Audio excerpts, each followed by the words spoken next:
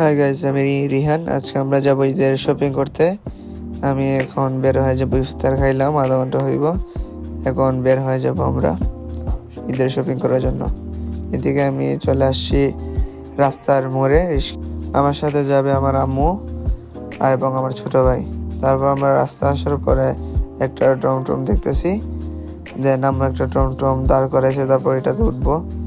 উঠার পর আমরা এখন প্রথমে যাব ঝালচুরতে। তারপর আমরা টমটম থেকে নেমে ঝালচুরে চলে আসলাম। এখানে বাহিরে ডেকোরেটটা অনেক সুন্দর করে করছে। আর যারা যারা আপনারা আমার চ্যানেলটিকে সাবস্ক্রাইব করেননি তারা আমাদের চ্যানেলটিকে সাবস্ক্রাইব করে ফেলেন।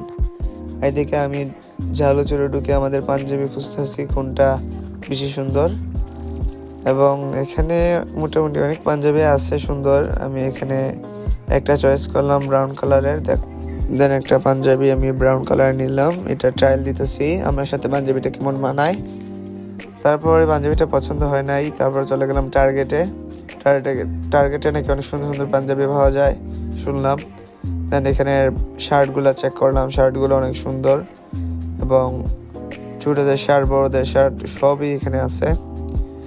এখানের পাঞ্জাবিগুলো অনেক সুন্দর, এবং এখানে অনেক প্যানও আছে, বড় ছোট, বড় সাইজ ছোট সাইজ সবাই আছে। দেন আমি একটা আমার জন্য পাঞ্জাবি চয়েস করলাম, দেখলাম এটা আমাকে অনেক সুন্দর মানায়।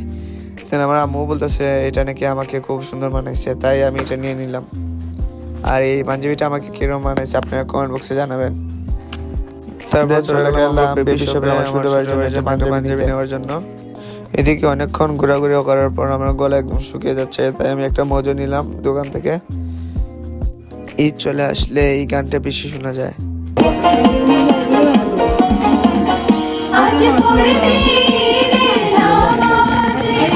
যাই হোক, ঈদ আসলে এই গানটা অনেক বেশি বাজানো হয়। আর এদিকে অনেক ঘোরাঘুরি করার পর আমার শরীরটা অনেক ক্লান্ত হয়ে গেছে, তাই ভাবলাম বাসায় চলে যাই। পরবর্তী ব্লগে আবার আপনাদের সাথে দেখা হবে। আসসালামু আলাইকুম।